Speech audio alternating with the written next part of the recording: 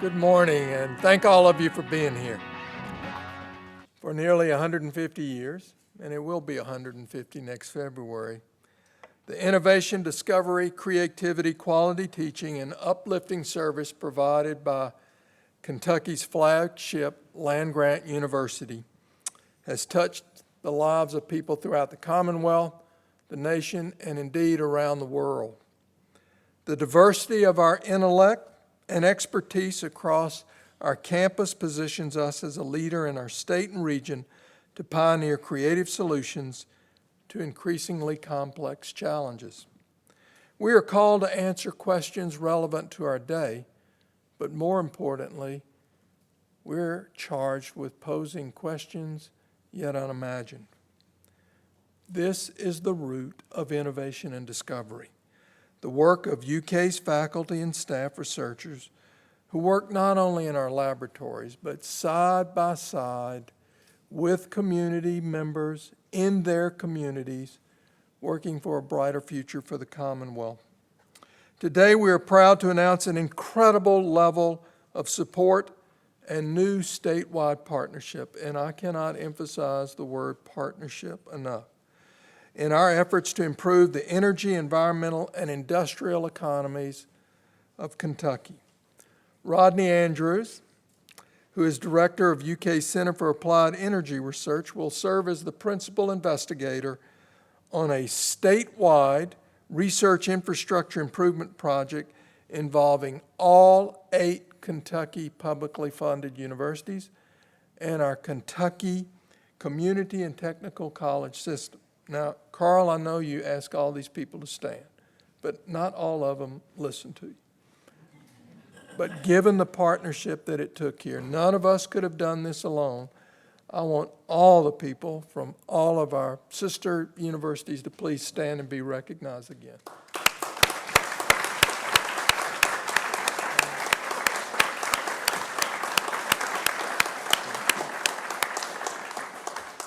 So the 5-year project will be funded by a $20 million grant, an EPSCoR grant, supported by the National Science Foundation.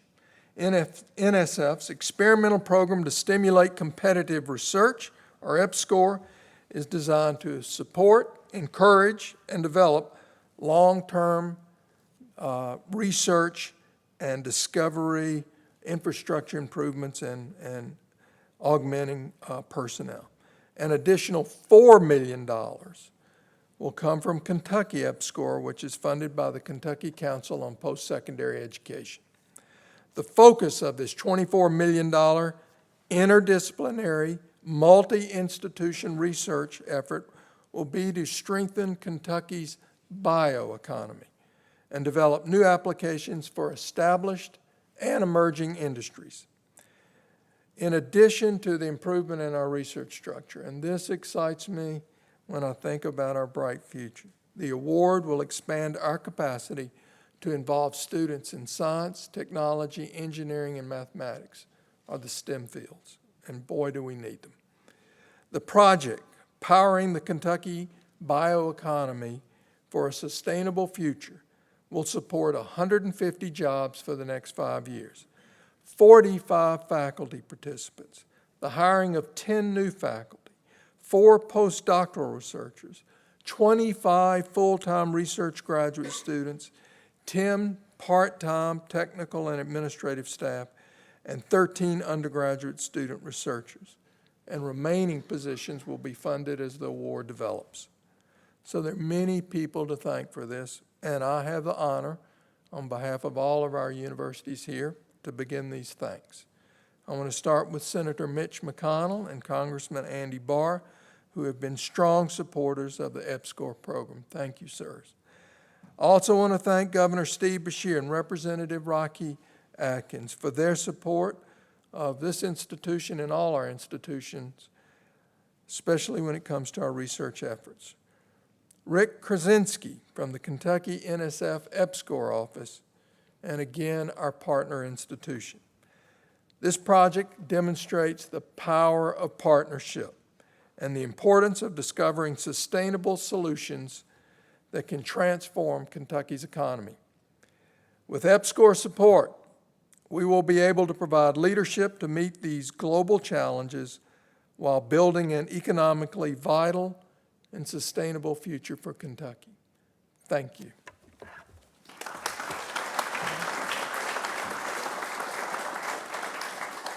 Thank you, President Capilouto. It is a distinct privilege to now bring forward the Minority Leader of the United States Senate, Senator Mitch McConnell. Senator McConnell.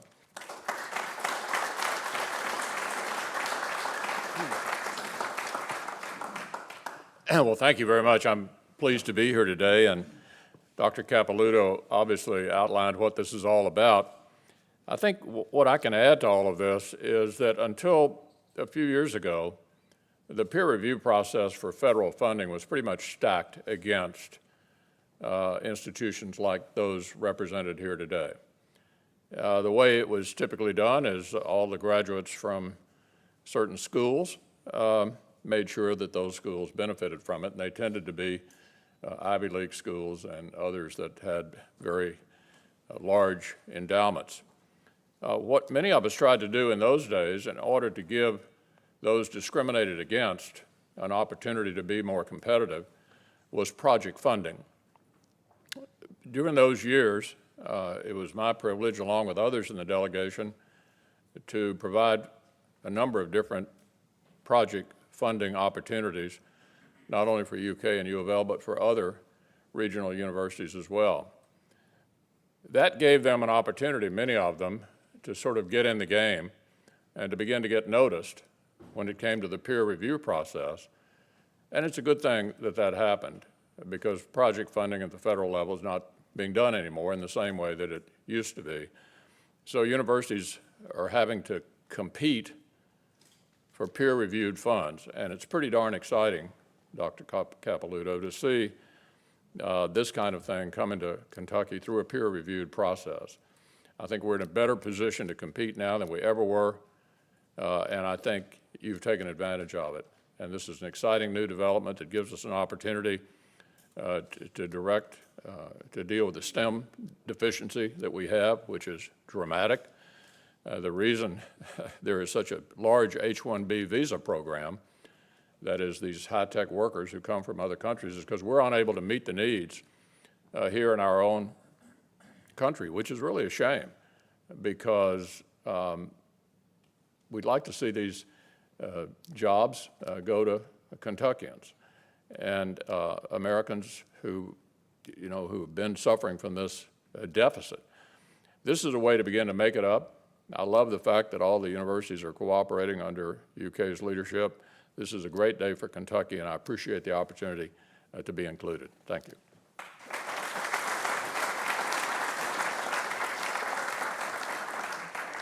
Thanks very much, Senator McConnell.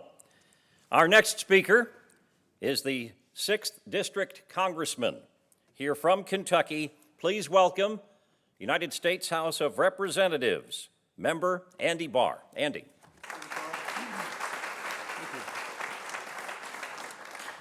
Well, thank you, Carl, Dr. Capilouto, Senator McConnell, Governor Beshear. Thanks for including me in this exciting announcement that will benefit all of Kentucky, UK, and our other publicly funded universities. I'm honored to participate in today's announcement of this National Science Foundation EPSCoR award of $24 million in research funding that will help Kentucky expand its use of technology to truly advance in all of the above energy policy. I look at this announcement as a win-win-win. It's a win for, obviously, our public institutions, for the researchers, and for the academics who will be engaged in this. I've been so impressed in visiting with the Center for Applied Energy Research and Dr. Andrews and his cutting-edge, innovative work here at UK. Also, visiting with Dr. Benson in Richmond, Kentucky at EKU, and some of the biofuel research that has been done in the past at EKU, and looking forward to the future for their work there, and all of our other universities, and including the community and technical colleges, which hold great promise in advancing these nanocomposite membranes, the biomass feedstocks, and the electrochemical energy storage, which will be the subject of a lot of this research. It's also a win for these students Yes, the faculty will be direct beneficiaries, but the students who will benefit from STEM education as a result of these funds, that's going to prepare these young people for jobs in the 21st century, these STEM jobs that we need so desperately. And finally, and perhaps most importantly, this is a win for our country. This is a win for the competitiveness of the United States. We need to move forward in advancing these new technologies and advancing a true all-of-the-above strategy to prepare us for these biotechnology fields, for the advanced manufacturing sector, which demands these skills in science, technology, engineering, and math. So I appreciate being a part of this announcement, and I appreciate the opportunity to support, through appropriations in Congress, these important funds. Thank you very much.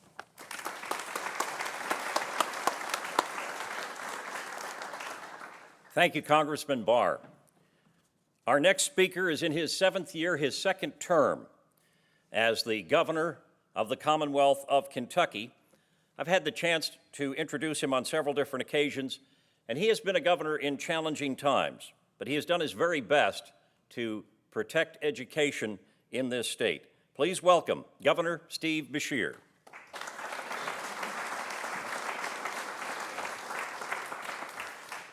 Thank you very much, Carl. What an exciting day for the entire Commonwealth. You know, as the world grows more sophisticated around us, the older ways of doing things, whether that's powering our cars, generating fuel and energy, or producing clean water, are no longer good enough. Now, we in Kentucky could be unnerved by this reality, or we could see it as an opportunity to do some amazing things. And this $24 million project announcement that we're making today, powering the Kentucky Bioeconomy for a sustainable future, loudly and clearly gives Kentucky's answer. We intend to seize control of the future and to make it better, not only for the Commonwealth, but also for this nation and the whole world. And as the new and better way of doing things are created and developed, we intend to be important players in that creation by working on the edge of some badly needed research. This project creates the framework for that research. And along the way, it will have myriad other benefits. One's economic development, because our public universities play a leading role through research and education in developing new, sustainable, high-tech industries that will power Kentucky's continued growth and economy. Another benefit relates to the education and workforce development. By promoting the STEM disciplines, it will help prepare a new generation for the high-value, highly skilled jobs that such industries will create here in Kentucky. The third benefit is regional investment. By creating new opportunities for students who have traditionally been underrepresented in the STEM disciplines, especially first-generation college students from Appalachia. This initiative will help us to expand our efforts to diversify and rejuvenate the Eastern Kentucky economy. State government, of course, is excited to be a part of this by partnering with the allocation of $4 million in EPSCoR program funds. We know that here in the Bluegrass, we have a history of producing a high return on investment when it comes to federal research dollars. That's true for two reasons. One, the collaboration among our institutions and agencies, which is on display here today.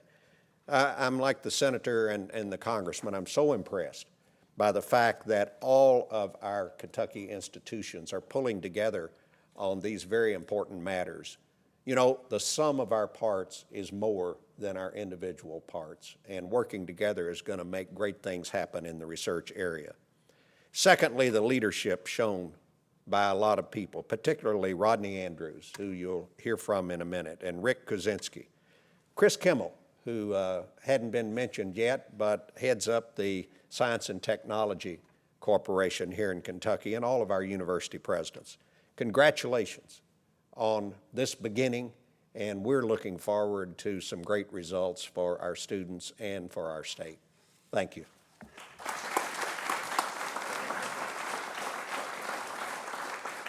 Thank you, Governor Beshear.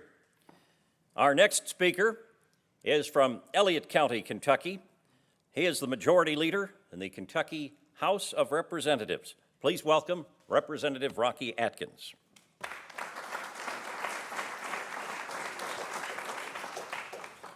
Well, I don't know how much is left to be said, but the first thing that I would like to do is to thank all of you for letting me have the opportunity to be here today. It's a great honor to be here with all of our universities, and Senator, Congressman, Governor, it's great to be here. It's good to be back on campus here today, Mr. President, first day of classes. It's a madhouse out there, but we made it in today.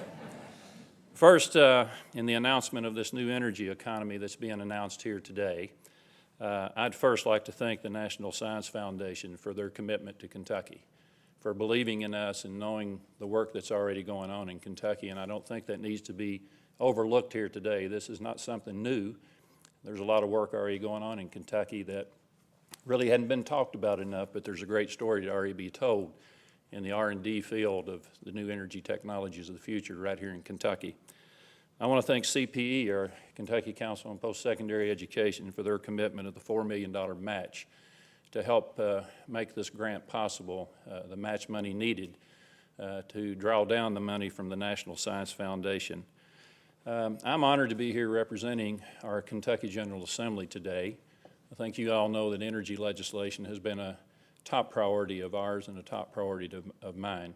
To see the opportunities in the energy field to create a strong economy and produce the types of jobs that our people need and deserve, people that work directly in the energy field, and then those bright minds that we see in the STEM initiative to be able to create the economy that needs engineers and chemists and physicists. You know, I'm a former school teacher, and I'm a big believer in curriculum, but an economy that doesn't support the curriculum is kind of a waste of time, to be very honest. And so this is the reason this is so important to Kentucky.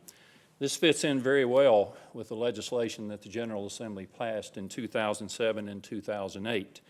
A very strong component of that legislation, both in 2007 and 2008, which I will remind you was named a national model by the Council of State Governments, which we are very proud of as a Kentucky General Assembly. But a big part of the component of that legislation was in the area of renewable energy, and especially the opportunities in biomass. As all of us know, Kentucky is an agriculture state. Several billion-dollar industry in Kentucky, and in my opinion, that's only scratching the surface.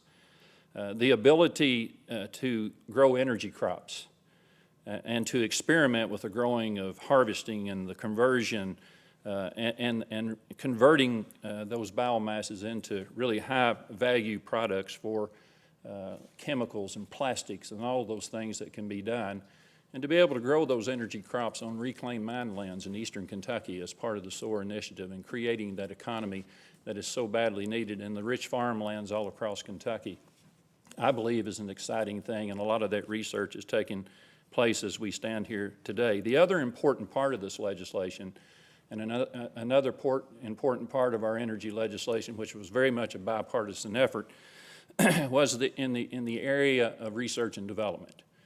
Rodney, I know a lot of language that you prepared for that legislation focused around research and development and the opportunities that that part of the economy can bring to Kentucky, and really doing the research and development not only for Kentucky but for the nation and also internationally as well. So this grant encourages both the biomass opportunities that we have. It encourages the research and development opportunities that we have in Kentucky. So I think that this grant announcement today fits our policy, Governor, like a glove, to be very honest, and that excites me. This is also an important collaboration among our universities across Kentucky, and I want to thank all of you who have really chosen to participate in this very, very important research and development opportunity for the Commonwealth of Kentucky, and to see our regionals, along with the University of Louisville and UK and KCTCS being a part of this, I think shows the effort that's going into this opportunity as well. This is STEM driven. The area in science, technology, engineering, mathematics is exciting to me. You know, at Morehead State University, we just got through creating the Craft Academy, where students are going to be coming to really concentrate in the areas of math and science, and it'll be modeled around the Space Science Center, and to be able to have a educated workforce of engineers and chemists and physicists to really fit into this is a very exciting thing for our high school students as well. So I just want to thank everyone that has been involved, because I think all of you have heard, and I'm not going to give the sermon today, but I think all of you have heard my passion for energy and the opportunity it brings to Kentucky. Our university is already doing an outstanding job, and I want to congratulate you for that. I want you to talk more about what you're doing as you get out and you do your speeches, because there's some magnificent things going on at all of our universities. And really the research and development to bring on the new energy technologies of the future is happening here in Kentucky today. Kentucky has the opportunity, and I've said it many times, Kentucky does have the opportunity to be the national and international leader in the energy field. We do, and I hope you all believe that. And what comes with that is truly amazing, and I think we're well on our way. And the reason I think we're well on our way is the proof's in the pudding. In July, Senator, we announced a $18.5 million carbon capture project over to E.W. Brown plant. That was in July. That was $18.5 million. Part of that was federal, part was state. The Center for Renewable Energy and Environmental Stewardship was created in House Bill 2 of 2008. It's a speed engineering school at the University of Louisville. It attracted a $20 million gift, which is now called the Kahn Center. So you give a gift of $20 million, we'll name a building after you for sure every time, I guarantee it. Dr. Kahn is an amazing man. I've had an opportunity to meet him many times. The new Energy Center at CAER, a $21 million project, competitive grant opportunity to build a new energy center at CAER, and then $24 more million here today. I think that's something to celebrate. They're not handing this money out for the fun of it. It's a competitive situation out there, and I'm happy to stand here today and say we are competing. The energy field is where we can create a strong economy that will produce the types of jobs that our people need and deserve. I'm honored to be here. Thank you all for having me.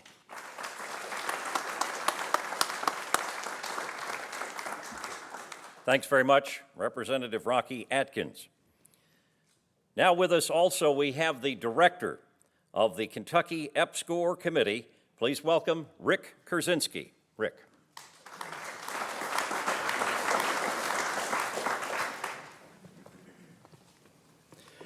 Good morning.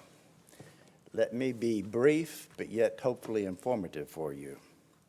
The Kentucky Statewide EPSCoR Committee, the governing body of the Kentucky EPSCoR program, and I are excited about the opportunity this NSF award presents to further our mission. Our mission is to build research capacity, to promote innovation, and to support STEM education in the Commonwealth. Through EPSCoR-type programs, which are offered by 5 federal agencies, Kentucky researchers have competitively won over $375 million in research funding since Kentucky entered the program. That was in 1986.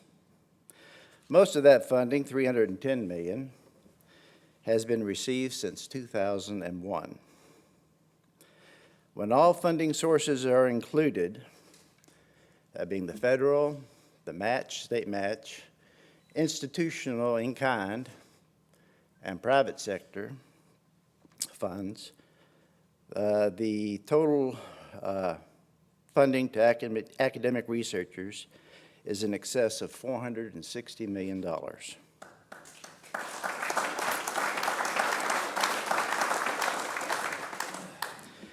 I wish we had more time this morning to delve into the payoff from this investment.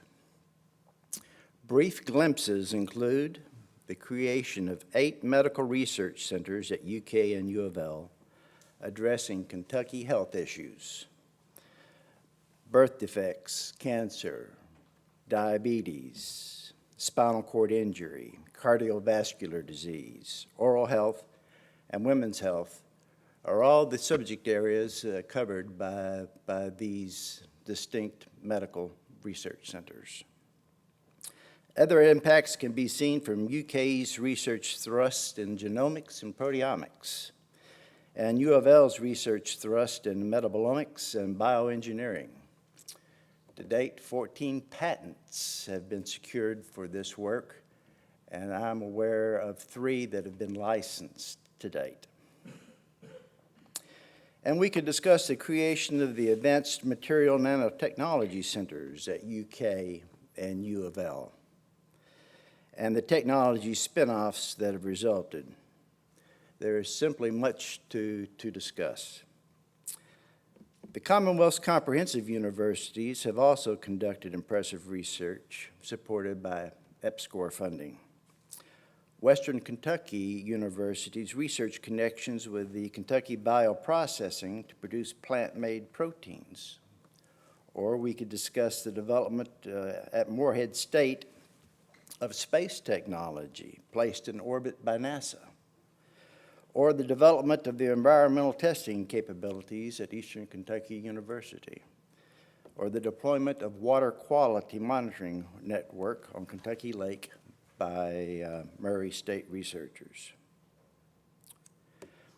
I wish to briefly note the economic benefits realized from EPSCoR funding related to jobs supported. Over 5,500 full-time and part-time jobs have been supported under EPSCoR programs. New jobs created, over 1,500. Students trained in research, over 2,200. New company formation, at least 18. And follow-on funding of $780 million. Let me pause for a moment to discuss the importance of that. Once we establish these centers, once we establish these research thrusts, it's important that the researchers are able to go after non-EPSCoR funds to continue their support. And that's what that $780 million represents. And that is the engine that keeps our research thrust going. These impacts would not be, however, if it were not for the support of our Kentucky Federal Congressional Delegation. We wish to thank Senator McConnell and Representative Barr and the other members of our delegation who have supported the EPSCoR program, particularly with our request for increased budgets. And we would like to thank Governor Beshear and Representative Atkins and other members of the state legislature for their support in providing the state match funding requirements, which have allowed us to pursue EPSCoR funding. And lastly, we wish to thank the proposal team led by Rodney Andrews for securing this award. You'll see in your press packets a brochure which will provide more information on the Kentucky EPSCoR program. Thank you.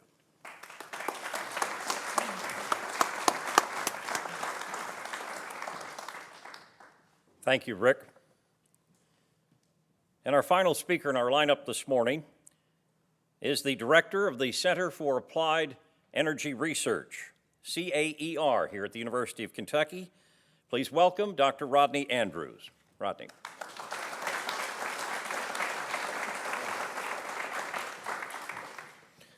Apparently, I'm supposed to describe a 350-page grant in about 2 minutes.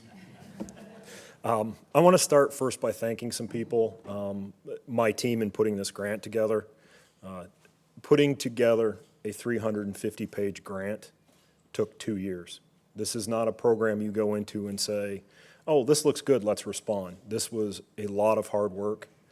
There were people, faculty across the state, who were putting time and effort into this without the guarantee that it would be funded. We had good ideas. We put down very good science, good outreach and education.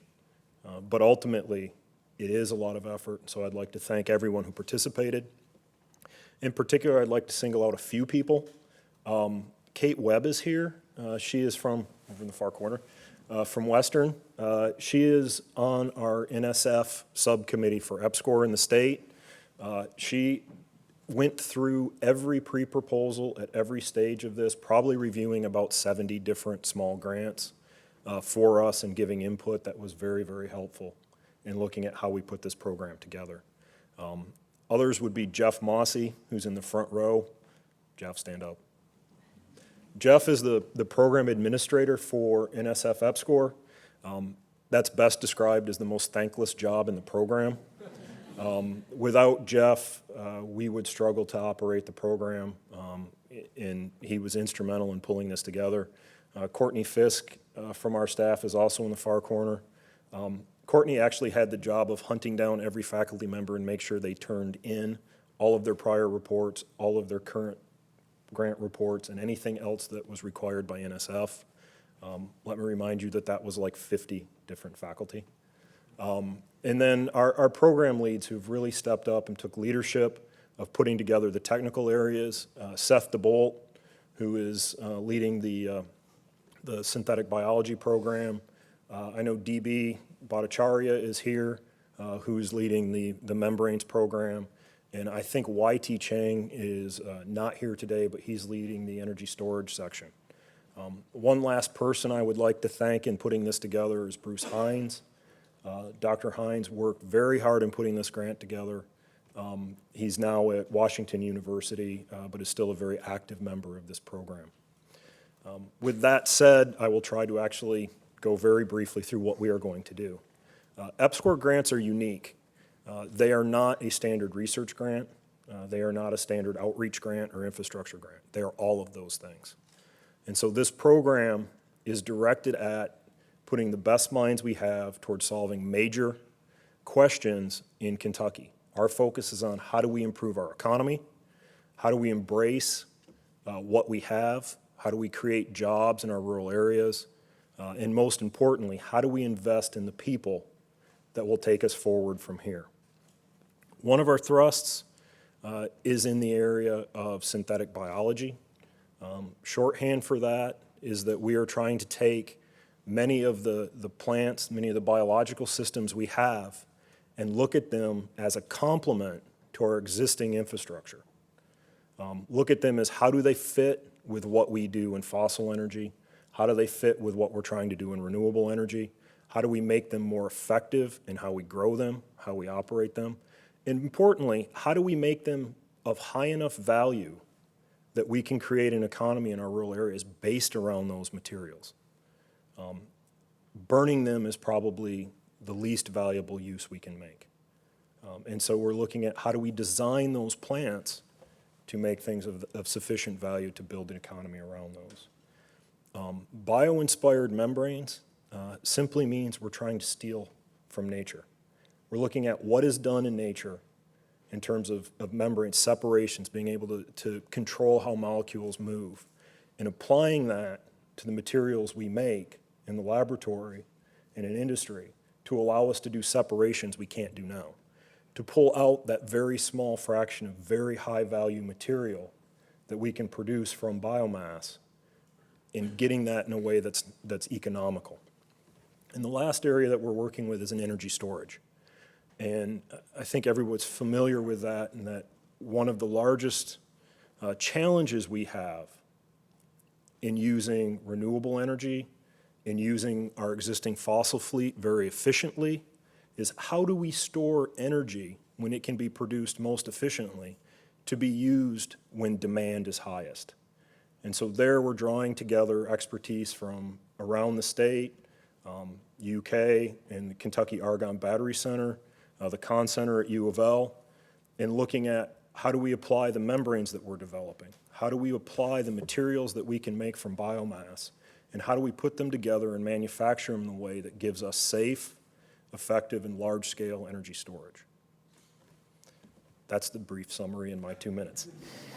I just want to thank everyone for coming. Particularly, I want to thank our speakers and all the support you've provided to this program. Thank you.